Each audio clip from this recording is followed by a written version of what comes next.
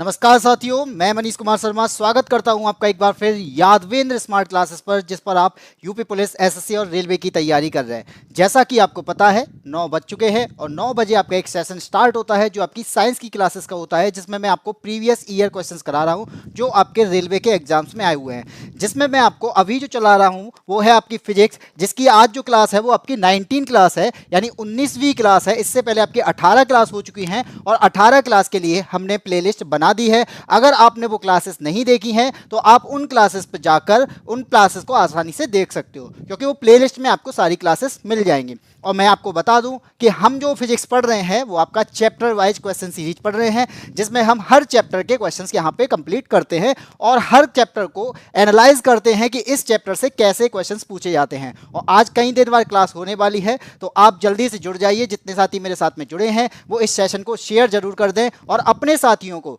जो साथी रेलवे की तैयारी कर रहे हैं उन साथियों को शेयर करके उनको यहाँ पे इनवाइट जरूर करें। जैसा कि आपको ब्राह्मण है, अनुज कुमार है, गौरी गौतम है, सभी पूजा गुड इवनिंग, सभी को गुड इवनिंग। अब आपको करना क्या है, शेयर करना है। हमारे जितने भी आपके साथी हैं उनको शेयर करना है। फिर उसके बाद में आपको इतना टाइम नहीं मिलेगा कि आप उन क्वेश्चंस के आंसर देने में इतने बिजी हो जाओगे कि आप किसी और को शेयर नहीं करोगे। ठीक है, तो चलिए स्टार्ट करते हैं आज का आपका पहला क्वेश्चन। और पहले क्वेश्चन से मैं आपको बता दूं कि आज हम जो टॉपिक पढ़ने वाले हैं वो है आपका लाइट, यानी हम प्रकाश को पढ़ने वाले हैं। इससे पहले हम सारे चैप्टर को कंप्लीट कर चुके हैं और एक या दो चैप्टर भी रह गए हैं, जिसमें से आपका लाइट जो है बहुत इंपॉर्टेंट बनता है आपके फिजिक्स में। तो आज बात करते हैं हम लाइट के बारे में। अब पढ़ने से पहले मैं आपको, मतलब क्वेश्चंस को पढ़ने से पहले मैं आपको थोड़ा सा लाइट के बारे में बता दूं। लाइट वास्तव में है क्या? अगर मैं लाइट की बात करूं, यानी प्रकाश की बात करूं, तो लाइट है क्या? ये एक प्रकार की क्या है? ये एक प्रकार की ऊर्जा है। क्या है? ये एक प्रकार की एनर्जी है। और अगर ये एनर्जी है, ये करती क्या है हमें? ये सेंसेशन ऑफ विजन को, यानी जो हमारा दृष्टिपटल होता है, या फिर उसे कहेंगे सेंसेशन ऑफ विजन जो होता है, उसको क्या करता है? ये प्रकाश सेंसेशन ऑफ विजन को एक्साइट करता है। और अगर ये एक्साइट करेगा तो एक्साइट करने के बाद में हम क्या कर पाते हैं? उस वस्तु को देख पाते हैं। ये बात आपको समझ में आई कि लाइट क्या है? प्रकाश एक प्रकार की ऊर्जा है और ऊर्जा होने के साथ साथ ये क्या करता है? हमारे सेंसेशन ऑफ विजन जो होता है, यानी हमारी दृष्टि संवेदना जो होती है, उसको एक्साइट करता है, उसे उत्तेजित करता है। उस उत्तेजना से हम क्या कर पाते हैं? हम देख पाते हैं। अब कहोगे कैसे? कि मान लो किसी लाइट जो है किसी ऑब्जेक्ट पर पड़ती है। लाइट किस पे पड़ी? किसी ऑब्जेक्ट पे पड़ती है, किसी वस्तु पे पड़ती है। तो वस्तु पर जब लाइट पड़ती है तो वहां से क्या होता है? वहां से होता है रिफ्लेक्शन। तो ऑब्जेक्ट पर पड़ने के बाद में क्या होगा? रिफ्लेक्शन होता है। और रिफ्लेक्शन होने के बाद में वो कहां आता है? रिफ्लेक्शन होता है आपकी आंख पर। और आंख पर होने के बाद में क्या होता है? ये जाता है प्रकाश कहां पर? रेटिना पर। और रेटिना पर पहुंचने के बाद में ये क्या करता है? इमेज का फॉर्मेशन करता है। इसी प्रकार से हम क्या कर पाते हैं? देख पाते हैं। तो मैंने दोनों चीजें बता दी कि लाइट क्या है? एक प्रकार की ऊर्जा है। ये क्या करता है? सेंसेशन ऑफ विजन जो होता है उसको एक्साइट कर पाता है, जिसकी वजह से हम उसे देख पाते हैं। या फिर हम कहें कि लाइट क्या है? प्रकाश जो है जब किसी ऑब्जेक्ट पर पड़ता है तो ऑब्जेक्ट से क्या होता है? रिफ्लेक्शन होता है। और रिफ्लेक्शन की वजह से हमारी आंख पर जब वो प्रकाश आता है तो वो रेटिना तक जाता है और रेटिना पर आपके इमेज फॉर्मेशन होती है, जिस वजह से हम उसे देख पाते हैं। अब बात करते हैं, ठीक है, इतनी बात हमारे समझ में आ गई। अब यहां पे क्या होता है कि अब प्रकाश जो है वो चलता कैसे है? तो एक ने बताया, किसने? न्यूटन ने बताया। प्रकाश जो होता है वो कैसे माध्यम में प्रकाश गमन करता है? कणों के माध्यम से। कैसे करता है? कणों के रूप में गमन करता है, कणों के रूप में चलता है। अब इन्होंने प्रूव कैसे किया कि कण हैं यहां पर, प्रकाश के क्या होंगे? कण होंगे। अगर ये कण हैं तो होगा क्या? यहां पे अगर मैं बैरियर ले आऊं तो यहां पे मैंने क्या कर दिया? बैरियर लगा दिया। तो बैरियर लगाने पर क्या होगा?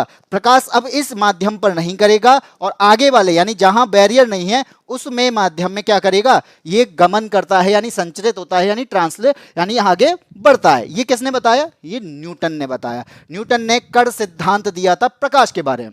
ठीक है, अब कौन आता है? हाइगेंस आते हैं। न्यूटन आए, इन्होंने अपना सिद्धांत दिया। हाइगेंस आए, इन्होंने अपना सिद्धांत दिया।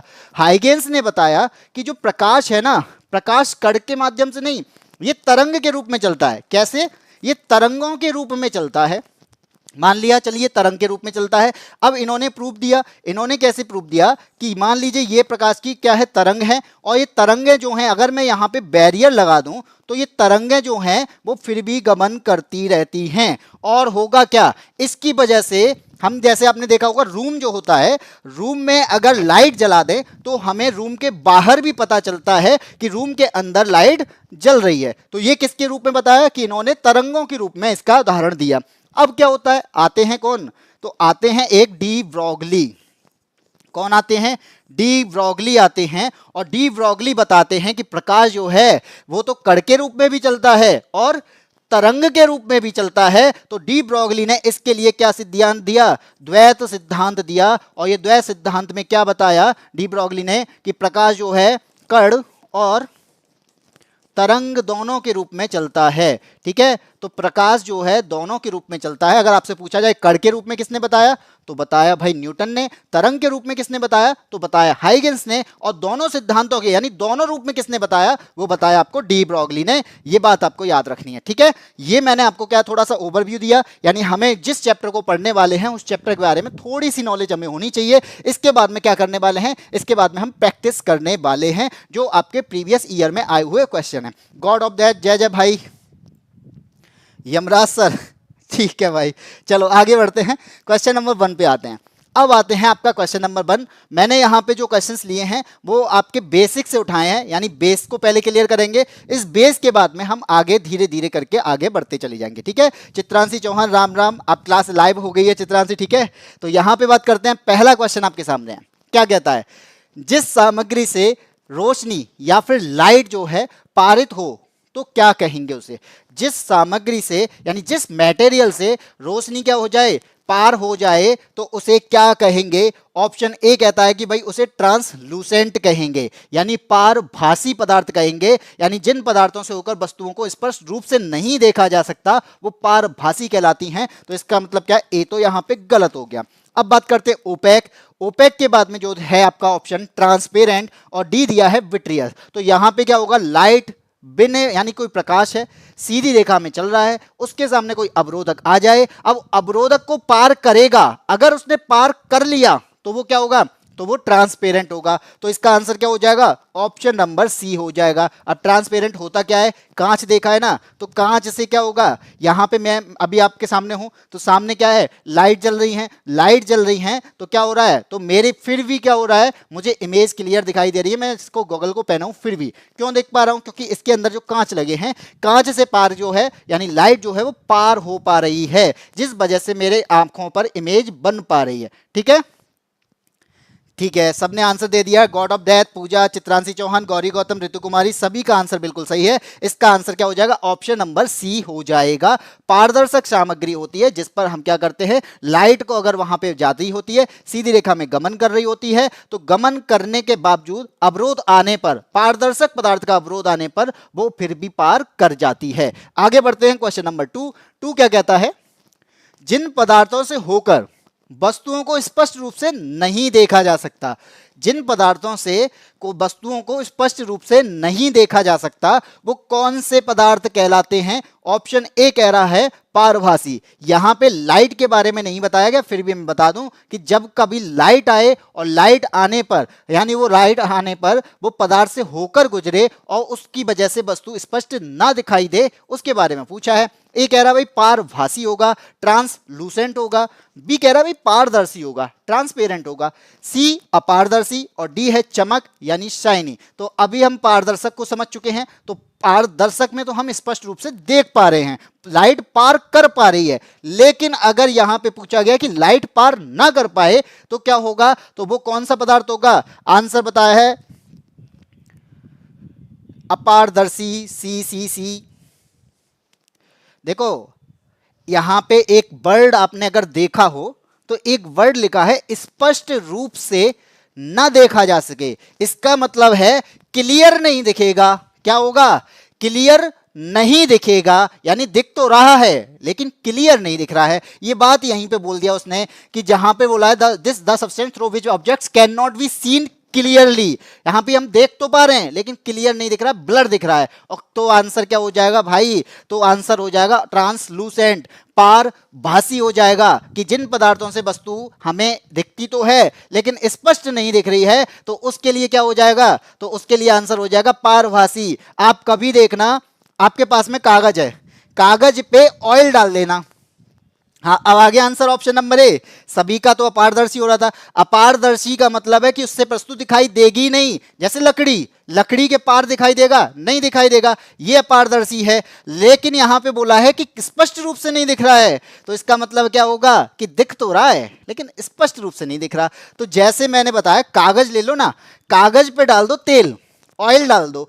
ऑयल डालने के बाद में इतना ज्यादा नहीं, बहुत कम मात्रा में, तो उस जगह पर आप लाइट मारना ना, तो वहां से हल्का हल्का सा आपको क्लियर दिखाई दे, क्लियर तो नहीं दिखेगा लेकिन दिखने लगेगा। तो वो पार तो जा रही है लाइट, लाइट तो वहां से पार जा रही है लेकिन स्पष्ट रूप से नहीं जा पा रही। तो आंसर क्या हो जाएगा उसका, ट्रांसलूसेंट हो जाएगा, पारभासी हो जाएगा। हाँ, पॉलीथीन है, पॉलीथीन से भी हमें क्या दिखता है, स्पष्ट नहीं दिखता। घिसा हुआ कांच ले लो, तो कांच से हमें दिखता है लेकिन घिस दिया उसको तो हमें नहीं दिखाई देता, स्क्रैच आ जाते हैं। तो क्या होता है, उसे कहते हैं पारभासी। स्क्रैच आ जाने पर हमें वस्तु दिखाई तो देती है लेकिन क्लियर दिखाई नहीं देती, वो ब्लर रूप से दिखाई देती है। बिल्कुल सही पूछा, आंसर सही है, ऑप्शन नंबर ए हो जाएगा। अब आते हैं ऑप्शन नंबर 3 पर, क्वेश्चन नंबर 3 पर। 3 क्या कहता है कि टिंडल प्रभाव प्रकाश से कैसे संबंधित है। टिंडल जो प्रभाव है ये प्रकाश से कैसे संबंधित है, इसके बारे में पूछा गया है। ए कहता है भाई रिफ्लेक्शन यानी परावर्तन से संबंधित है, बी कहता है प्रकीर्णन से संबंधित है, सी परिक्षेपण से यानी प्रोजेक्शन से, और डी बताया है इन्होंने अपवर्तन से यानी रिफ्लेक्शन से। और आंसर आ चुका है पूजा का, गॉड ऑफ डेथ का, ऑप्शन नंबर बी।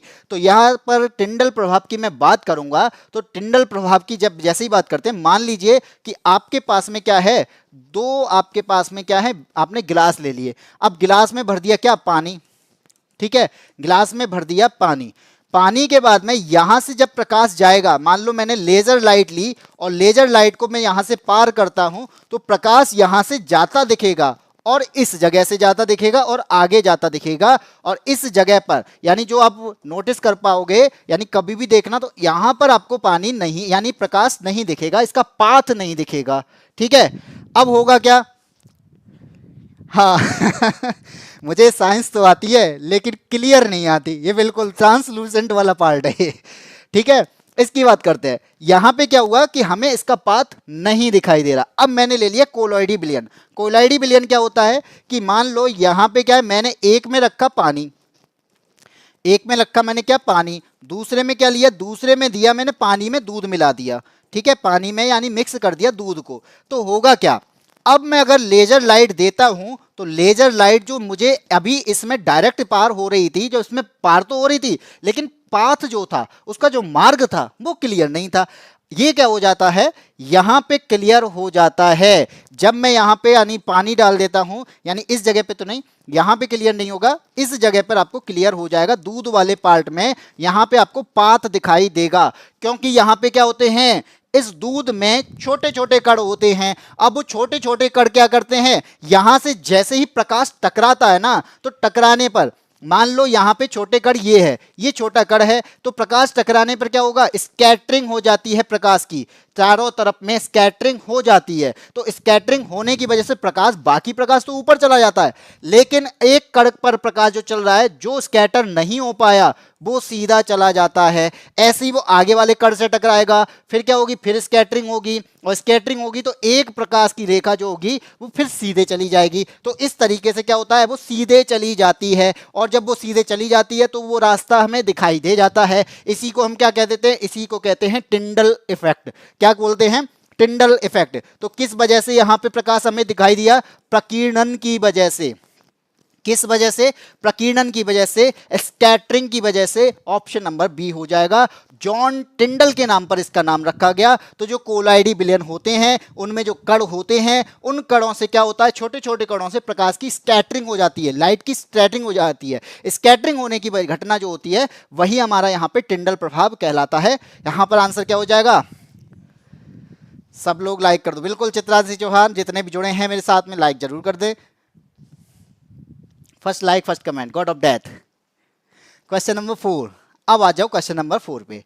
4 क्या कहता है आपसे, यहां पे अब प्रकाश की बात आ गई। प्रकाश एक ऊर्जा है, सबको पता चल गया। अब प्रकाश जो है ऊर्जा पता चल गया, हाँ में टिंडल प्रभाव पता चल गया, पारदर्शी पदार्थ क्या होते हैं पता चल गया। इसके बाद में पूछा है कि प्रकाश जो होता है ना, इसका वेग होता है। प्रकाश क्या कर रहा है, गमन ही तो कर रहा है, चल रहा है। तो चलने पर प्रकाश का जो वेग है उसके बारे में पूछा है। अब जो वेग है वो किस पर डिपेंड करता है, यानी माध्यम पर डिपेंड करता है या नहीं, तो नहीं करता है। लेकिन यहां पे माध्यम पर अगर डिपेंड नहीं करता है, लेकिन इसकी जो गति है ना वो विभिन्न माध्यम में अलग अलग होती है। लेकिन हमसे पूछा गया है निर्वात में, वैक्यूम में आपका प्रकाश का वेग क्या होता है, तो आंसर क्या हो जाएगा, ऑप्शन नंबर ए आंसर हो जाएगा। ये याद कर लेना कि 3 × 10⁸ मीटर पर सेकंड, एक सेकंड में इतने मीटर चल जाता है, लग कह सकते हो 3 लाख किलोमीटर चला जाता है एक सेकंड के अंदर। ये निर्वात में प्रकाश का वेग है जो सबसे ज्यादा होता है, मैक्सिमम होता है। यानी आपके जो माध्यम है ना, मीडियम जो होते हैं, उन मीडियम में सबसे ज्यादा किस में होगा, तो वैक्यूम में होगा। ऑप्शन नंबर 1 बिल्कुल ऋतु कुमारी का, god of death Chitranshi Chauhan, Ritu Kumari बिल्कुल, और पूजा का 3 × 10⁸ मीटर पर सेकंड बिल्कुल सही है। चलिए आगे बढ़ते हैं, अगले क्वेश्चन पे आते हैं, क्वेश्चन नंबर 5। अब क्या बोला इसने, क्वेश्चन नंबर मतलब चेंज कर दिया, और चेंज करने के बाद इसको पूछा इसने 31 अगस्त 2018 को शिफ्ट 3rd में पूछा। क्या पूछा, एएलपी के क्वेश्चन, एएलपी का एग्जाम था, उसमें पूछा कि प्रकाश की जो गति होती है ना, अधिकतम किस में होती है, किस मीडियम में प्रकाश की गति अधिकतम होती है। गॉड ऑफ डेथ का, पूजा का आंसर आ चुका है निर्वात, यानी ऑप्शन नंबर ए है हवा, बी यहां पे क्या है निर्वात है, सी पानी है, डी है यहां पे कांच। तो किस में होती है, तो आंसर सभी का ऋतु कुमारी बिल्कुल सही है, ऑप्शन नंबर यहां पे बी बिल्कुल सही होगा। अभी ही बताया कि वैक्यूम में जो प्रकाश की चाल होती है वो कितनी होती है, 3 × 10⁸ मीटर पर सेकंड, जो क्या होती है, मैक्सिमम होती है। अगर मैं यहां पे हवा की बात करूं तो आप कहोगे यहां पे हवा में भी तो होती होगी, तो हवा में कितनी होती है, तो हवा में 3 × 10⁸ की जगह पे क्या हो जाती है, 2.99 × 10⁸ होती है। कितनी होती है, 2.99 × 10⁸ मीटर पर सेकंड। पानी में भी चलता है प्रकाश, पानी में भी चलता है, तो पानी में कितनी होती है, तो पानी में होती है 2.25 × 10⁸ मीटर पर सेकंड। ठीक है, कांच का भी बता दो, इसे क्यों छोड़ रहे हो, तो कांच में क्या होता है 2 हो जाएगा, तो 2 × 10⁸ मीटर पर सेकंड। यानी मैंने आपको चारों में बता दी। अब इनमें आप देख लो सबसे ज्यादा किस में है, सबसे ज्यादा आपकी निर्वात में है, यानी वैक्यूम में है। आंसर आपको मिल गया है। आगे बढ़े, अगले क्वेश्चन पे आए, क्वेश्चन नंबर 6 क्या कहता है, प्रकाश किस में संचरित होता है। भाई ये तो आंसर बहुत ईजी है, और ऐसे क्वेश्चन भी आपके एनटीपीसी में पूछे गए हैं, 2021 में पूछा गया, शिफ्ट 1st में पूछा गया है। आंसर हो जाएगा कि प्रकाश किस में संचरित होता है, यानी सीधी रेखा में चलता है, क्षैतिज रेखा में चलता है, ऊर्ध्व रेखा में चलता है, या फिर वक्र रेखा में चलता है। तो सभी को पता है कि प्रकाश जो है ये क्या है, ऊर्जा है, और ऊर्जा जो है ये वाला जो है, यानी इसको मीडियम की जरूरत नहीं होती, फिर भी ये स्ट्रेट लाइन में क्या करता है, गमन करता है, सीधी रेखा में चलता है, और यह विद्युत चुंबकीय तरंगों के रूप में संचरित होता है, जिसकी तरंग दैर्घ्य जो होती है 3900 से 7800 एंगस्ट्रॉम होती है। बिल्कुल ऋतु कुमारी, गॉड ऑफ डेथ, पूजा, चित्रांशी चौहान, सभी का आंसर आया ऑप्शन नंबर डी, बिल्कुल सही आंसर है। आगे बढ़ते हैं क्वेश्चन नंबर 7 पर। 7 क्या कहता है, फिर आ गया ऐसा ही क्वेश्चन कि जब इनमें से कोई एक वस्तु है प्रकाश के मार्ग में आती है तो क्या बन जाती है, तो भाई छाया बन जाती है। तो कौन सी वस्तु है जिसकी वजह से यहाँ पे छाया बनेगी। ऑप्शन आपके सामने की पारदर्शी होगी, बी कहता है नहीं अपारदर्शी होगी, सी कहता है ना तो पारदर्शी ना अपारदर्शी प्रकाशमान, डी कहता है ये पारभासी होगी। तो क्या होगा इनमें से, आंसर आ चुका है अपारदर्शी, बिल्कुल पूजा का आंसर सही है, god of death Ritu Kumari, option number B. तो यहां पे क्या होगा, यानी अपारदर्शी जो होगी, तो अपारदर्शी का मतलब है कि जैसे ही प्रकाश के पथ में कोई मीडियम आ जाए, मीडियम कैसा हो, अपारदर्शी हो, तो अपारदर्शी क्या बना देगा, छाया बना देगा, और जितने एरिया के प्रकाश को ये रोकेगा, जितने एरिया के प्रकाश को ये रोकेगा, उतने एरिया की छाया बन जाएगी। तो ऑप्शन इसका क्या हो जाएगा, ऑप्शन नंबर बी। अब मैं अपने आप की भी बात करूं, मैं कैसा हूं भाई, मैं कोई पारदर्शी तो हूं नहीं, मैं भी अपारदर्शी हूं। तो इसका मतलब क्या हुआ कि अगर मैं किसी प्रकाश के बीच में आ जाऊंगा तो आने पर क्या होगा, तो आने पर मैं किसी उस प्रकाश का क्या कर दूंगा, रोक लूंगा। प्रकाश को तो नहीं रोक पा रहा, फिर भी क्या होगा, मीडियम में बीच में आ गया, तो प्रकाश को जितना मैंने रोका है उतनी छाया मेरी बन जाएगी। तो इस जैसे पेपर हो गया, लकड़ी हो गई, मनुष्य हो गया, ये सब क्या है, ये सारी चीजें अपारदर्शी पदार्थ हैं। ठीक है जी। गॉड ऑफ डेथ, डेथ, एड। Question number 8। अब आता है प्रकाश का क्वांटम सिद्धांत किसके द्वारा प्रदान किया गया था। क्वांटम सिद्धांत किसके द्वारा दिया गया था? आइंस्टाइन, प्लांक, न्यूटन और फैराडे। तो किसके द्वारा प्रकाश का प्लांक सिद्धांत दिया गया था? अच्छा, प्लांक नहीं, quantum. Good evening Shiv Rajput. God of death का आंसर ए है, पूजा का आंसर ए है, Ritu Kumari, Pooja, god of death, सभी का आंसर फिर ए आ रहा है। आइंस्टाइन के द्वारा दिया गया था और इसी के साथ में सभी लोगों का हो जाता है बिल्कुल गलत, क्योंकि प्रकाश का जो क्वांटम सिद्धांत है ये मैक्स प्लांक के द्वारा दिया गया था। किसके द्वारा? पूजा नहीं, अल्बर्ट आइंस्टीन नहीं, प्लांक के द्वारा दिया गया था। ऑप्शन आंसर हो जाएगा इसका, प्लांक के द्वारा दिया गया था, मैक्स प्लांक के द्वारा। शिवा राजपूत बिल्कुल सही, चित्रांशी चौहान बी आंसर सही है। ठीक है, प्रकाश का क्वांटम सिद्धांत किसके द्वारा? मैक्स प्लांक के द्वारा दिया गया था। प्रकाश जो होता है ना, फोटोन के रूप में चलता है। ठीक, प्रकाश जो है फोटोन के रूप में चलता है और प्रकाश जो है वो फोटोन क्या होता है? फोटोन होता है प्रकाश का एक प्रकार का बंडल। तो बंडल के रूप में प्रकाश चलता है। ये बात किसने बताई? प्लांक ने बताई। हाँ, काम इस पर आइंस्टाइन ने किया है, ये बात सही है। All out, all out. Yamraj खुश हो गए भाई। ठीक है, तो प्लांक सिद्धांत क्या दिया गया था? प्लांक सिद्धांत है E बराबर एच न्यू। क्या है? E बराबर एच न्यू। ये प्लांक का सिद्धांत है, क्वांटम सिद्धांत इसे कहते हैं, जिसमें से H जो है वो प्लांक क्वांटम है। ठीक है, या फिर कहेंगे प्लांक कांस्टेंट है। तो इसे कह सकते हैं प्लांक कांस्टेंट, और कांस्टेंट को हिंदी में कहते हैं नियतांक। ठीक है, और न्यू के बारे में बात कर रहे हैं तो ये क्या है? प्रकाश की जो फ्रीक्वेंसी है इसके बारे में बात कर रहा है। तो न्यू क्या है? ये फ्रीक्वेंसी है। तो आंसर इसका क्या हो जाएगा? ऑप्शन नंबर बी हो जाएगा। और अगर मैं ये पूछूं कि जैसे आपकी कांस्टेंट, जितने भी कांस्टेंट होते हैं वो सारे कांस्टेंट क्या होते हैं? उनकी कोई ना कोई एक वैल्यू होती है। तो भाई इसकी भी तो कोई ना कोई वैल्यू होगी। तो जल्दी से आंसर दे दो। हाँ, आइंस्टीन, मैंने ये नहीं बोला क्वांटम सिद्धांत आइंस्टीन का नहीं है। पहले काम इसने किया, प्रकाश का जो क्वांटम सिद्धांत है वो प्लांक ने, मैक्स प्लांक के द्वारा ही दिया गया था। इसके बाद में आइंस्टीन ने भी इस पे काम किया है। मैंने यही बात बोली थी, ये तब भी रिपीट किया था। तो आंसर इसका बताओ क्या हो जाएगा? मैंने, हाँ, प्लांक नियतांक जो है, प्लांक कांस्टेंट है, तो कांस्टेंट की वैल्यू होती है, वो वैल्यू मैंने पूछी है, वो वैल्यू क्या होगी? क्लियर? बताओ वैल्यू, बताओ प्लांक कांस्टेंट की वैल्यू क्या होगी? जल्दी से आंसर दो, तब तक मैं आगे बढ़ता हूं क्वेश्चन नंबर 9 पर। यह बोल रहा है प्रकाश जो है एक अनुप्रस्थ यानी ट्रांसवर्स तरंग है। साबित करती हुई एकमात्र घटना कौन सी है? इस बात को कौन सी घटना साबित करती है? मोए ना पता? हाँ ठीक है, तो मैं ना पता। इस प्रकाश का एक अनुप्रस्थ तरंग है, साबित कौन सी घटना इसमें से वो चीज को प्रूफ कर रही है? ए कहता है प्रकाश का फैलना, बी कहता है हस्तक्षेप यानी इंटरफेरेंस, सी यहां पे बता रहा है कि विसरण, और डी कहता है कि ध्रुवीकरण यानी पोलराइजेशन। तो यहां पे बात आती है कि जो शिवा राजपूत का आंसर, गॉड ऑफ डेथ का answer A, Chitranshi Chauhan A, god of death A बता रहे हैं, शिवा राजपूत फिर से सी बता रहे हैं। अच्छा, नहीं बहुत दिनों से नहीं पढ़ा है, तो बहुत दिनों से मेरी क्लास भी नहीं हुई है, बाकी ठीक है, कोई बात नहीं है। यहां पे बात करते हैं, जैसे मैंने बोला कि जहां पर जैसे अनुप्रस्थ तरंगें क्या होती हैं, तो अनुप्रस्थ तरंगें क्या होती हैं? जो लंबवत चलती हैं इस तरीके से, इस तरीके की जो किरणें होती हैं उन्हें क्या कहते हैं? अनुप्रस्थ तरंगें कहते हैं, यानी वेव जो होती हैं उन्हें अनुप्रस्थ तरंगें कहते हैं। अब मैंने यहां पे बोला कि यहां पे मैंने यहां कोई कण होगा, अगर इस तरंग के आसपास क्या होगा? कोई कण हो, तो कण क्या होगा? ऊपर और नीचे की ओर गति करेगा। क्या करेगा? 6.6 इंटू 10⁻⁻34 जूल सेकेंड। बिल्कुल पूजा ने सही बताया है कि इसकी जो प्लांक कांस्टेंट जो होता है वो होता है 6.6 इंटू 10⁻⁻34 जूल सेकेंड। ये प्लांक कांस्टेंट है। बिल्कुल एक ही ने आंसर दिया, बाकी सब ऐसे ही बस पूछ लिया तो कोई बात नहीं है। ऑप्शन होता तो ABCD कह देते, लेकिन अगर पूछा है जिसको मुझे खुद बताना है लिख के, तो वो मैं बताऊंगा नहीं। क्लास सब ऑफ है सर, क्लास ऑफ है किसकी? यहां पे आ जाओ। तो मैंने बताया कि कण जो होगा, अब वो कण जो होगा वो कैसे गति करेगा? वो या तो ऊपर करेगा या फिर नीचे करेगा। अब मान लो मैं कैसे पता करूंगा?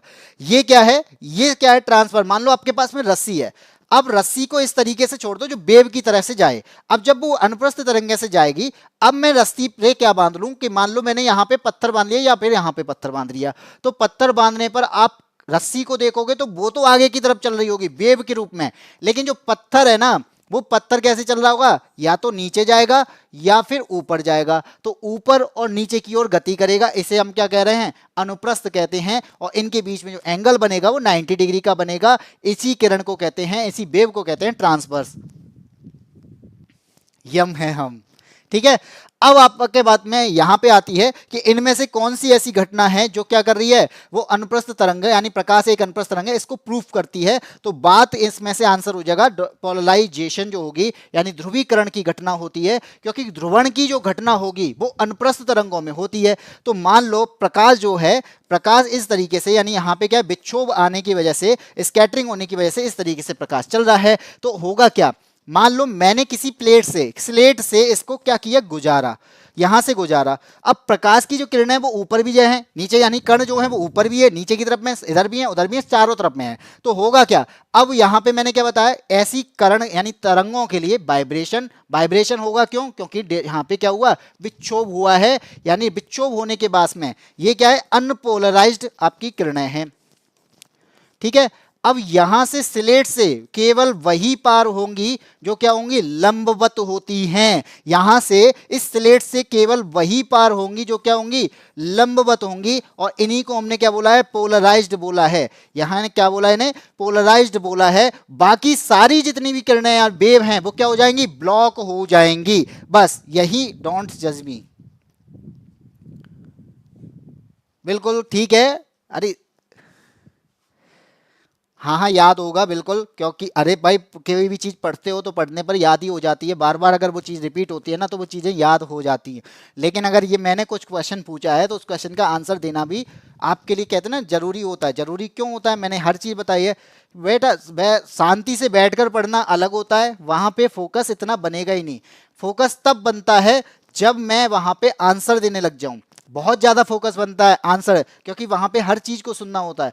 यहाँ पे क्या होगा, नहीं फोकस होगा, नहीं आंसर देना, तो बस कुछ चीज़ें चल रही है, कुछ चीज़ें निकल जाएंगी, कोई मतलब नहीं है, और कोई किसी के बारे में नहीं बोलेगा। बिल्कुल ये बात सही है, यहाँ पे बस पढ़ने आते हैं, आंसर दो, बस इतनी सी बात है, और कोई बात नहीं करनी। चलो चलो क्वेश्चन नंबर 10, किसी पदार्थ का जो अपवर्तनांक है हवा में प्रकाश की चाल से किस प्रकार संबंधित होता है।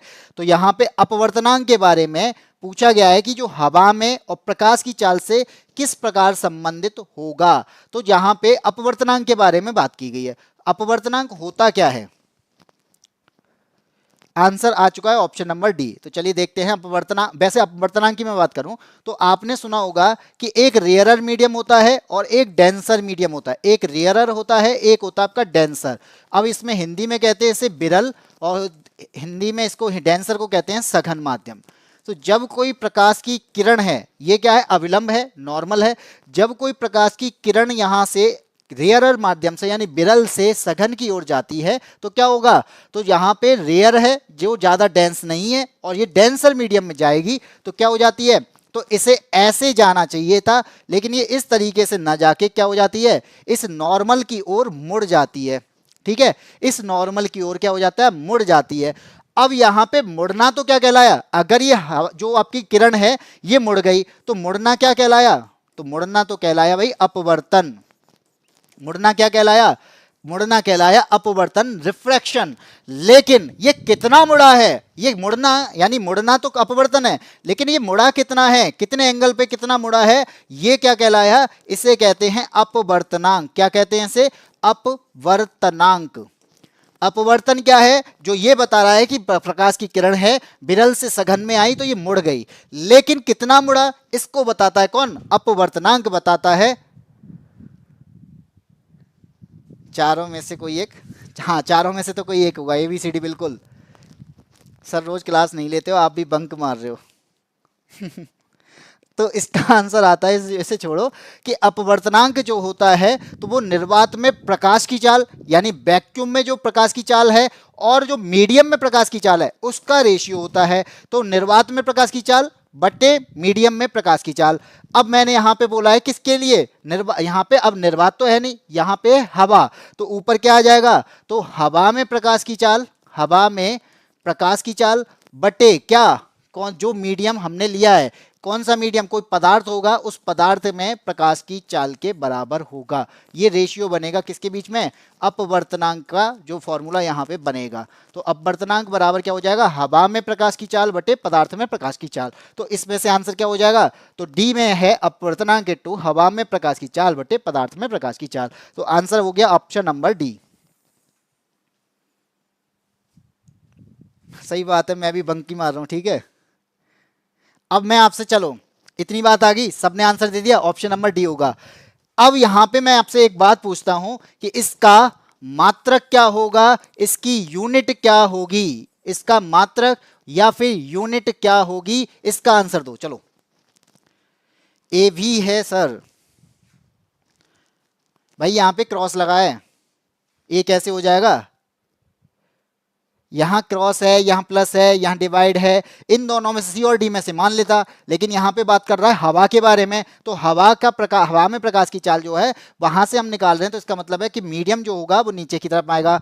यहां पे आंसर क्या हो जाएगा, पूजा ने बता दिया कोई यूनिट नहीं होता, बिल्कुल सही बताया है कि इसकी कोई भी यूनिट नहीं होती, ये यूनिट लेस होता है, ये मात्रक विहीन होता है। क्यों होता है भाई मात्रक विहीन, आप बताओ मात्रक विहीन क्यों होता है, ऋतु कुमारी बिल्कुल मात्रक नहीं होता है। अब यहां पे मैं इसका आंसर दे दूं क्यों होता है, क्योंकि प्रकाश में चाल का मात्रक क्या हो जाएगा, ये मीटर पर सेकंड होगा, और पदार्थ में भी जो चाल होगी वो भी तो क्या होगी, मीटर पर सेकंड ही तो होगी, तो मीटर पर सेकंड से मीटर पर सेकंड कट जाएगा, और अगर कट गया तो क्या होगा, मात्रक बनेगा ही नहीं, ठीक है। तो क्या होगा, इसका मात्रक होगा ही नहीं, क्योंकि दोनों जो हैं वो क्या हैं, दोनों ही आपको चाल के बारे में बता रहा है, और चाल के मात्रक अगर दोनों के हैं डिवाइड होंगे तो कोई भी चीज नहीं आएगी, यानी एक आएगा, वन आएगा, और वन आने का मतलब यहाँ पे कुछ मतलब ही नहीं है, नो यूनिट, बिल्कुल कोई यूनिट नहीं होती। अब आ जाते हैं क्वेश्चन नंबर 11 पे। भाई घास का रंग हरा क्यों दिखता है, हमें घास का रंग जो है वो हरा दिखाई देता है, क्यों, ए कहता है भाई यह हरे रंग के प्रकाश को वापस हमारी आंखों पर परावर्तित कर देता है, ठीक है। बी कह रहा है कि हरे रंग के प्रकाश को अवशोषित कर देता है। सी कह रहा है यह हरे रंग के अलावा अन्य सभी प्रकाश को परावर्तित कर देता है, और लास्ट कह रहा है यह हमारी आंखों पर सफेद प्रकाश को परावर्तित करता है। तो आंसर क्या होगा, तो आपको पता है कि जो प्रकाश की कोई किरण है किसी माध्यम से टकराती है, टकराकर हमारे माध्यम में पुनः उसी माध्यम में वापस आती है, तो इसे हम क्या कहते हैं, इसे कहते हैं प्रकाश का परावर्तन। इसे क्या कहेंगे, प्रकाश का परावर्तन। और कोई भी चीज हमें कब दिखाई देगी, जब उस वस्तु पर लाइट पड़े, और लाइट पड़ने के बाद में क्या हो जाए, रिफ्लेक्शन हो जाए, और रिफ्लेक्शन होके वो हमारी आंखों पर आए, आंखों पर आएगा तो वो रेटिना पे जाएगा, और रेटिना पे हमें क्या दिखेगा, वो वस्तु की इमेज बनेगी, और इमेज बनेगी तो वो हमें दिखाई देगी। तो यानी यहां पे क्या बताया, परावर्तन यानी रिफ्लेक्शन हुआ, किसका, उस वस्तु के साथ में, जैसे ही लाइट पड़ी उस वस्तु पर तो वहां से क्या हुआ, रिफ्लेक्शन हुआ, और वो रिफ्लेक्शन होने के बाद में हमारी आंखों पर आया।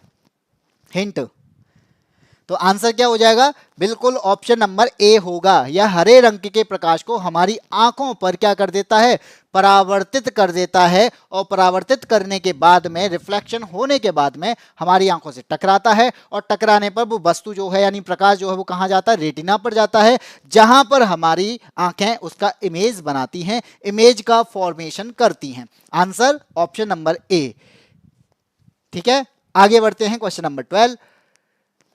हाँ, इसको बताओ किस साल में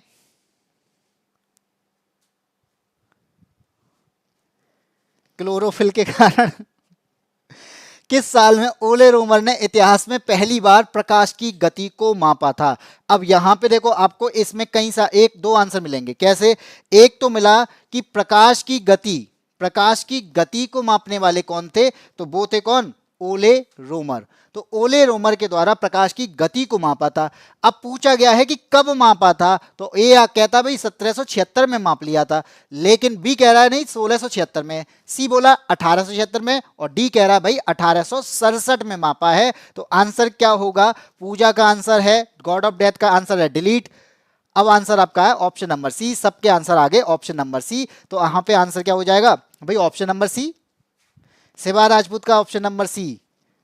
भाई god of death option number C नहीं होगा, ऑप्शन नंबर बी होगा 1676 में। ठीक है, सी आंसर नहीं होगा शिवा राजपूत, सी सही नहीं है, ऑप्शन नंबर बी सही है 1676 में, ए डी।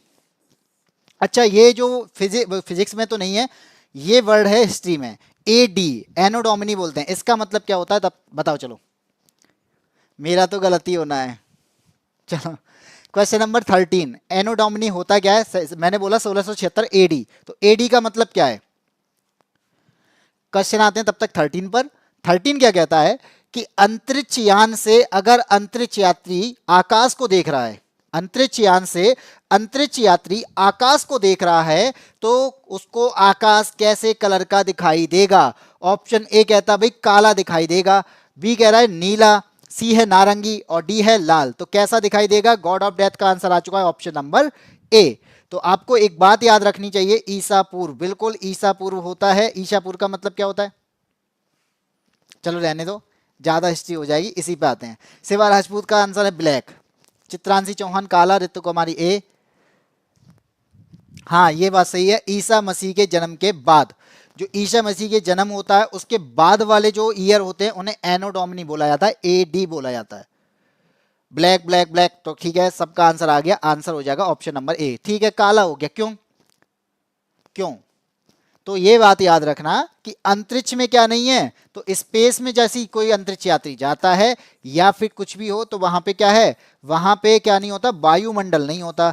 अगर वायुमंडल नहीं है तो इसका मतलब क्या है, वहां पे कण भी नहीं होंगे, छोटे छोटे कण भी नहीं होंगे। अगर वायुमंडल नहीं, कण नहीं, तो प्रकाश टकराएगा किससे और प्रकाश फैलेगा किससे? तो यहाँ पे प्रकाश फैलता ही नहीं है, और अगर फैलेगा नहीं तो क्या होगा, तो यहाँ पे क्या होगा, हमें सारी चीजें वहां पे कैसी दिखाई देने, यानी आकाश हमें कैसा दिखाई देने वाला है, ब्लैक दिखने वाला है, काला दिखने वाला है, क्योंकि अंतरिक्ष में क्या नहीं होता, वायुमंडल नहीं होता।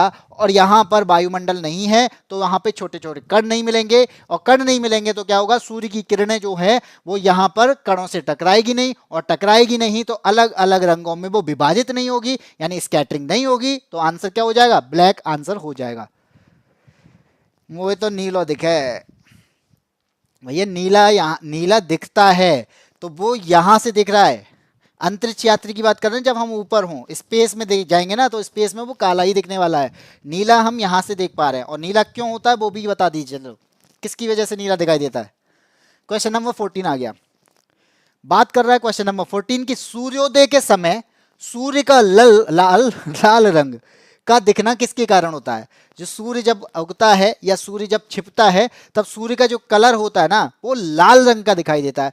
क्यों दिखाई देता है ये पूछ रहा है, कि प्रकाश का परावर्तन हो जाता है, बी कह रहा है यहीं प्रकाश के वर्ण विक्षेपण की वजह से, सी कह रहा है प्रकाश के प्रकीर्णन की वजह से, और डी कहता है प्रकाश के अपवर्तन की वजह से। और आंसर आ चुका है गॉड ऑफ डेथ का आंसर सी, पूजा का, शिवा राजपूत, सभी का आंसर आ रहा है ऑप्शन नंबर सी, और गौरी गौतम ने बताया ऑप्शन नंबर ए। ठीक है, ऋतु कुमारी का आया है ऑप्शन नंबर ए। तो यहां पे क्या होगा, देखो ये बात याद रखना कि जब भी आपके पास में मान लो कोई एक प्रकाश है, श्वेत प्रकाश जिसे कहते हैं, सूर्य का क्या है, श्वेत प्रकाश, यानी वाइट कलर का प्रकाश होता है।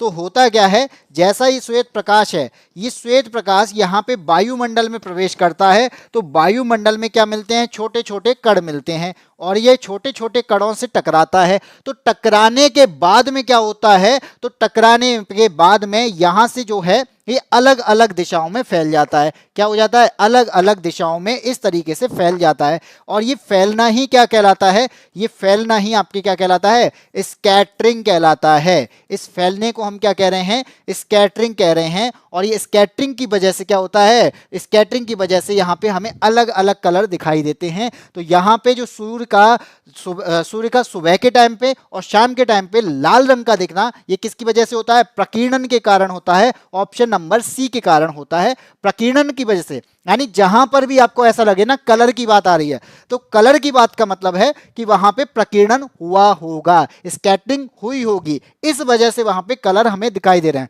आकाश का नीला दिखना, आकाश का नीला दिखने के अलावा सूर्य का लाल दिखाई देना, ये सारी चीजें जो है ना वो आपके यहाँ पे किसकी वजह से होती हैं, स्कैटरिंग की वजह से होती हैं। और स्कैटरिंग के बारे में बताने वाले कौन थे, वो थे आपके सीवी रमन। तो इस वजह से यानी रमन इफेक्ट बोला जाता है। सीवी रमन ने रमन इफेक्ट दिया और इन्होंने 1928 में दिया, और इसी वजह से इन्हें 1930 में 1930 में नोबेल पुरस्कार भी दिया गया था। मारो तो सही है वो। हाँ ठीक है भाई, गॉड ऑफ डेथ। चलो आगे बढ़ते हैं क्वेश्चन नंबर 15 पे। आकाश नीला दिखाई देने का कारण, आकाश जो है वो नीला क्यों दिखाई देता है, इसके किस वजह से दिखाई देता है, आंसर पूछा गया है तो क्या होगा। अब आंसर पूछा, अगर यहां पे स्कैटरिंग की बात होती, केवल स्कैटरिंग होता, मैं तुरंत आंसर लगा देता कि भाई स्कैटरिंग होगा, भाई प्रकीर्णन की वजह से होगा। मेरा वीडियो बार बार पीछे हो रहा है, ऐसा क्यों हो रहा है, हमारे यहाँ तो नहीं है। मारो गलत हो गया, ठीक है। तो आकाश जो नीला दिखाई दे रहा है, ये मैंने अभी बताया, जब भी कलर के बारे में बात आएगी तो इसका मतलब है कि स्कैटरिंग हुई होगी। तो स्कैटरिंग के बारे में यहाँ पे क्या बोल रहा है, स्कैटरिंग कहाँ पे आ रहा है, तो भाई सी और डी में, बी और डी में आ रहा है। तो इसका मतलब क्या है, सी गलत होगा, ए गलत होगा। ठीक है, इतनी बात मुझे समझ में आ गई। अब होता क्या है, आपने ना कलर के नेम सुने होंगे इस तरीके से, किस तरीके से, VIVGYOR, इसे क्या कहते हैं, विवग्योर के नाम से जानते हैं। ठीक है, डी आंसर सबका आ रहा है, डी आंसर, तो आंसर बिल्कुल सही है डी। तो मैं यहां पे बता दूं कि यहां पे मैं चारों की अगर मैं बात करूं तो यहां पे आपको दिख रहा है ये है आपका जी, जो कि क्या है, ग्रीन कलर का। अब इस ग्रीन कलर को क्या माना मैंने, मीडियम में माना, मध्य में माना। तो यहां से अगर मैं इस साइड जाऊं, किस साइड, यहां से अगर मैं इस साइड बढ़ूं तो क्या होगा, इस साइड बढ़ने पर यानी यहां पे बढ़ने पर, रेड की तरफ में जाने पर, यहां पे जो वेवलेंथ होगी वो वेवलेंथ क्या होगी, बढ़ेगी। और बढ़ेगी का मतलब हाई होगी, यहां पे वेवलेंथ जो है वो बढ़ती जाएगी।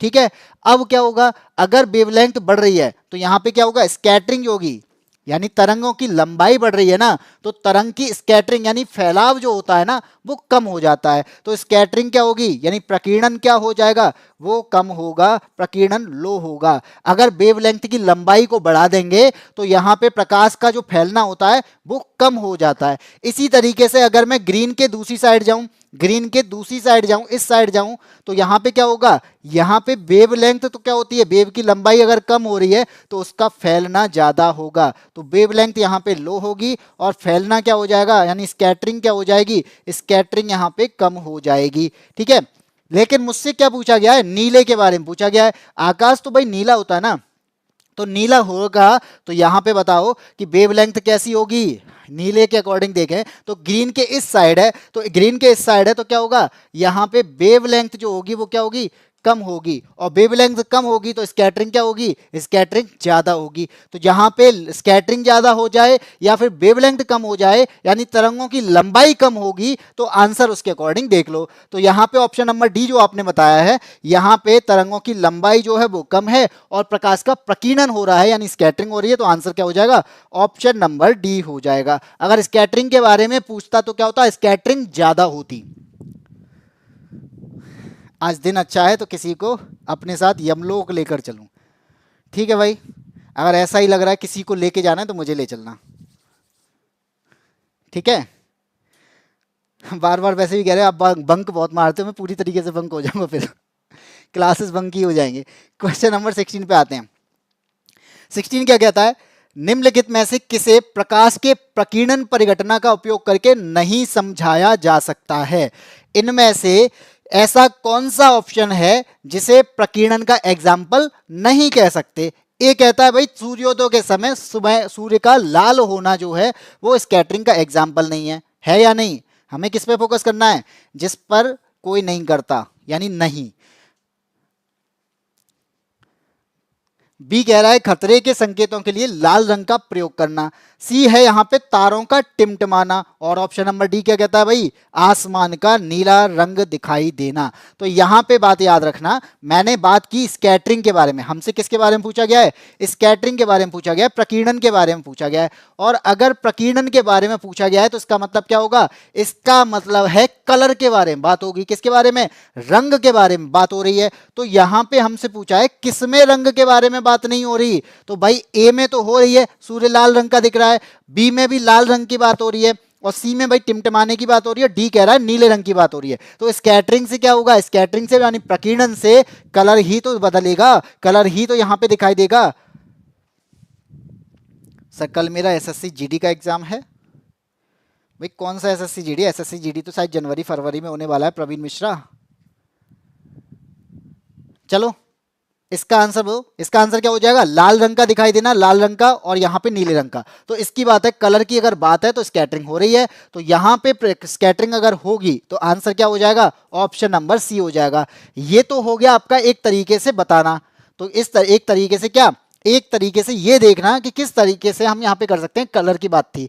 लेकिन तारों का टिमटिमाना किसके कारण होता है, तो तारों का टिमटिमाना जो होता है वो अपवर्तन के कारण होता है। किसके कारण होता है, अपवर्तन के कारण होता है, जिसे कहते हैं रिफ्रैक्शन, यानी रिफ्रैक्शन के कारण यहाँ पे तारों का टिमटिमाना होता है। क्यों होता है भाई, रिफ्रैक्शन क्यों होता है, तो यहां पर याद रखना कि हमारे पास में वायुमंडल है, तो वायुमंडल पृथ्वी के पास में क्या है, पृथ्वी के पास में वायुमंडल है, और अगर वायुमंडल है तो इसके पास में क्या है, परतें होंगी, परत होती हैं कि नहीं। तो वायुमंडल है और यहाँ पे क्या होती हैं, परतें होती हैं, परत का मतलब लेयर होती हैं। तो कितनी लेयर हैं, 5 लेयर होती हैं। तो यहाँ पे 5 लेयर हैं, और यहाँ पे मैं बात करूं डेंसिटी की, तो किसकी डेंसिटी ज्यादा होगी, तो डेंसिटी किसकी ज्यादा होगी, तो यहाँ पे जो सबसे लास्ट वाली यानी पहली लेयर है, इसकी डेंसिटी क्या होगी, इसकी डेंसिटी ज्यादा होगी, इस वाले की डेंसिटी इससे कम होगी। तो मैं अगर इनको D1 D2 बोल दूं, अगर इनको मैं D1, इसको D1, इसको D2, इसको D3 और इसको D4 और D5 बोल दूं, तो इसका मतलब क्या होगा, D1 की डेंसिटी सबसे ज़्यादा होगी। और अगर D1 की डेंसिटी सबसे ज़्यादा है तो यहाँ पे क्या होगा, आपने बात सुनी होगी, अगर सुना हो अपवर्तन, अपवर्तन क्या होता है, एक माध्यम से दूसरे माध्यम में जाना। तो जैसे ही एक माध्यम से दूसरे माध्यम में जाएंगे, यानी रेयरर से मीडियम से, रेयर मीडियम से डेंस एरिया में जाएंगे, तो क्या होगा, तो यहाँ पे अपवर्तन होगा। और अपवर्तन होगा तो कई बार अपवर्तन होता है, तो 5 लेयर हैं तो यहाँ पे कई बार अपवर्तन होगा, रिफ्रैक्शन होगा। तो इस वजह से क्या होता है, वो तारे हमें टिमटिमाते हुए नजर आते हैं। अगर यहां पे ये लेयर ना होती तो तारे हमें टिमटिमाते हुए नहीं दिखते, एक लाइट की तरह दिखते। वो टिमटिमा क्यों रहे हैं, क्योंकि अपवर्तन यहां पे क्या है, एक बार नहीं कई बार हो रहा है, क्योंकि हमारे पास में लेयर हैं, और लेयर क्या है, हर लेयर की डेंसिटी ज्यादा है, यानी जैसे जैसे नीचे आएगा उसकी डेंसिटी ज्यादा होगी, तो रेयर से डेंस एरिया में जाएगा, और रेयर से डेंस एरिया में जाएगा, तो इस वजह से उसका धीरे धीरे हमें क्या दिखता है, तारे बार बार टिमटिमाते हुए दिखते हैं। तो आंसर इसका क्या हो जाएगा, आंसर यहां पे हो गया सी। ठीक है भाई, ये समझ में आया या नहीं। जुलाई में फॉर्म डाला था भाई, जुलाई में फॉर्म डाला था, तो भी आपका आंसर, तब भी एसएससी जीडी का एग्जाम कल नहीं होगा। एसएससी जीडी तो मेरे अकॉर्डिंग ना जनवरी फरवरी में है। बाकी आप देख के मैं देख लूंगा, अगर ऐसा है कुछ तो मैं एक बार चेक कर लूंगा। ठीक है, क्योंकि इसका मुझे ये आइडिया नहीं है कि आपका एसएससी जीडी का एग्जाम कल से हो रहे हैं। फिजिकल हो सकता है बिल्कुल, हाँ रितु कुमारी, ये बात मैं मान सकता हूँ, फिजिकल हो सकता है कि जो एग्जाम अभी हुआ था उस एसएससी जीडी का फिजिकल स्टार्ट हो गया हो, ये बात हो सकती है। अगर आपका फिजिकल है तो भाई इसके लिए तो मैं कहूँगा भाई बेस्ट ऑफ लक, ध्यान देना अच्छे से, कुछ गलती मत करना, क्योंकि जॉब पाना बहुत मुश्किल है आज के टाइम पे, आपके पता है कंपटीशन बढ़ चुका है भाई, आपके लिए जॉब पाना मुश्किल है, और आप कानपुर में एडमिट कार्ड भी आ गए हैं। ठीक है, चलो एक बार मैं चेक कर लूंगा अगर ऐसा है तो, अगर फिर भी भाई अगर है तो भाई बेस्ट ऑफ लक, ध्यान देना, पढ़ना अच्छे से, पढ़ तो चुके होगे तो वहाँ पे जाके पेशेंस लेवल पे ध्यान देना, कि हमारा पेशेंस लेवल ऐसा हो कि अगर गलती हो रही है तो उसको गलती ना, वहाँ पे एग्जाम में गलती ना हो, होने के चांसेस हैं तो उसे छोड़ दो, उस क्वेश्चन को ना करो। ठीक है, आंसर आ गया है गॉड ऑफ डेथ का ऑप्शन नंबर ए। भाई क्वेश्चन पूछा नहीं है, गहरे समुद्र में पानी का रंग नीला किसके कारण दिखाई देता है? तो मैंने बात की अभी कि इतनी जो कहते हैं ना, इतनी रामायण सुनाई मैंने, वो रीजन क्या था? उसका रीजन था क्या कि यहाँ पे जब भी कलर की बात आएगी तो कलर के लिए क्या होगा? कलर के लिए भी स्कैटरिंग होगी, प्रकाश का प्रकीर्णन होगा। ए आंसर बिल्कुल सही है। सर जी भूगोल की क्लास शाम को करवा दो प्लीज सर जी। भूगोल की क्लास कौन सी वाली? R O A R O की पे भूगोल की क्लास चल रही है, यानी ज्योग्राफी की जो क्लासेस चल रही है वो R O A R O के लिए चल रही हैं। और वो क्लासेस शाम को मतलब नहीं होती, वो रिकॉर्डिंग चलती है, क्योंकि रिकॉर्डिंग क्लास चला रहे हैं हम आजकल अभी तो, क्योंकि उसको लाइव नहीं कर सकते, क्योंकि लाइव में हमारे पास, या फिर ऐसे कह लूँ कि टाइम हमारे पास में इतना टाइम नहीं है कि इसको लाइव चला पाए। लाइव मैं इसको ही लाइव नहीं ले पाता, बाकी और क्लासेस को कैसे लाइव लूँ? 17 का आंसर ए आंसर हो गया। चलो क्वेश्चन नंबर 18 आता है। जब प्रकाश विरल माध्यम से सघन माध्यम में प्रवेश करे, जब प्रकाश, ठीक है गौरी, एक बार कोशिश करेंगे कि जीएस की क्लासेस जो आपकी, वैसे तो ललित आदित्य राव सर पढ़ा रहे हैं आपको, जो आप कह रहे हो कि ज्योग्राफी की जो क्लासेस है जो हमारी आर ओ के लिए चल रही है, उस क्लास को हम कोशिश करेंगे कि शाम को अपलोड कर दें। ठीक है, ठीक है, बिल्कुल। क्वेश्चन नंबर 18 है, जब प्रकाश विरल माध्यम से सघन माध्यम में प्रवेश करता है, विरल माध्यम से सघन माध्यम में प्रवेश करता है, तब क्या होता है? इसकी गति पहले कम होती है फिर बढ़ जाती है। बी कह रहा है नहीं भाई, इसकी गति तो है वो बढ़ जाती है। सी कह रहा है नहीं कम हो जाती है। और डी कहता है कि गति पर कोई भी इफेक्ट नहीं पड़ता है। तो क्या आंसर होगा? बिल्कुल भाई, पूजा ने बोल दिया है प्रवीण बेस्ट ऑफ लक, तो सभी लोग उसको बेस्ट ऑफ लक बोल दो, क्योंकि उसका एग्जाम है और एग्जाम पर वो ज़्यादा अच्छे से ध्यान दे पाए, इसके लिए हम लोगों का सपोर्ट भी बहुत ज़रूरी है, तो जिससे उसको लगे कि हाँ मेरे सपोर्ट में कई लोग थे। ठीक है, भले ही हम फिजिकली रूप से नहीं है, लेकिन कह सकते हैं ना कि एक माइंड जो होता है ना, माइंड भी हमारा इसी साइकोलॉजिकल वेव से भी काम करता है। तो साइकोलॉजिकल बेस के लिए क्या करना है, आप अपनी तरफ से कह दो कि हाँ उसके साथ में इतने सपोर्ट मिला, और सपोर्ट मिलने के बाद में क्या होगा, वो थोड़ा सा पेशेंस लेवल पे ध्यान देगा। ठीक है भाई प्रवीण, यहां पे बात करते हैं। अब क्या है, विरल माध्यम से सघन माध्यम, मान लो ये क्या है, ये कांच है, तो यहां से क्या है, ये नॉर्मल, और यहां से कोई प्रकाश किरण आपकी यहां पे क्या है, आपतित होती है। तो आपतित होने वाली को यानी इंसिडेंट रे कहते हैं, यानी आपतित किरण कहते हैं। और आपतित किरण का यहाँ पे मान लो मैंने कहा विरल माध्यम है, तो विरल का मतलब क्या है, ये रेयरर मीडियम है, और अगर ये रेयरर मीडियम है तो ये कहाँ जा रहा है, डेंसर मीडियम में जा रहा है। तो यहाँ पे डेंसर मीडियम का मतलब है कि यहाँ के पार्टिकल क्या होंगे, पास पास होंगे, और अगर यहाँ के पार्टिकल पास पास होंगे तो इसका मतलब क्या है, दूर दूर पार्टिकल से पास वाले पार्टिकल पे अगर कोई चीज जाएगी तो उसकी स्पीड पर इफेक्ट पड़ेगा कि नहीं पड़ेगा? पड़ेगा। क्यों पड़ेगा? पड़ने के बाद में क्या हो जाएगा, उसकी स्पीड कम हो जाएगी। आंसर क्या हो जाएगा, कम हो जाएगा। ऋतु कुमारी का आंसर बिल्कुल सही है। तो यहां पे क्या हो जाएगा, ऑप्शन नंबर सी हो जाएगा कि जब भी रेयरर मीडियम से डेंसर मीडियम में जाएगा तो यहां पे क्या होता है, कण जो होते हैं उसके पार्टिकल जो होते हैं वो पार्टिकल डेंसर के थोड़े पास पास होते हैं, तो पास पास होने की वजह से वो उसकी स्पीड पर इफेक्ट डालता है। तो यहां पे क्या हो जाएगा, स्पीड कम हो जाएगी।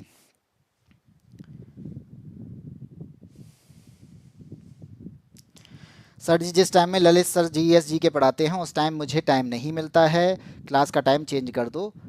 गौरी गौतम, क्लास का टाइम तो वही रहेगा, लेकिन इतना है कि अगर आप उस टाइम पे नहीं देख पाते तो आप बाद में देख लो।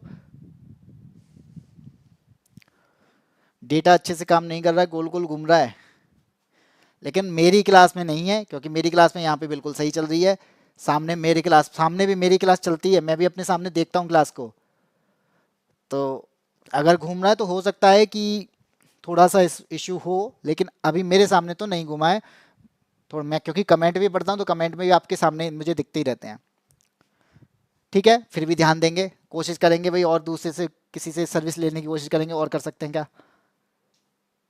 कोई बात नहीं है सर जी। हाँ नहीं, ऐसा नहीं है, बात यह है कि उस टाइम पे क्या होता है, उन ललित सर के पास में भी ना वही शाम वाला टाइम है उनके पास में भी, तो वही उसी टाइम पे पढ़ा रहे हैं। नहीं तो मैं खुद चाह रहा था कि क्लास 7 बजे हो जाए, 7 से 8, 8 से 9, 9 से 10, इस तरीके से चलती हमारी क्लासेस। वो है ना, उनके टाइम की वजह से थोड़ी सी नहीं चल रही हैं, सही चल रहा है। ठीक है, क्वेश्चन नंबर 19 कह रहा है, एक माध्यम जिसका अपवर्तन सूचकांक यानी अपवर्तनांक क्या दे रखा है, 1.5 दे रखा है, तो प्रकाश की गति होगी। ऑप्शन ए कहता है बी सी डी चारों ऑप्शन कुछ ना कुछ कह रहे हैं, हमें इसके अकॉर्डिंग आंसर देना है।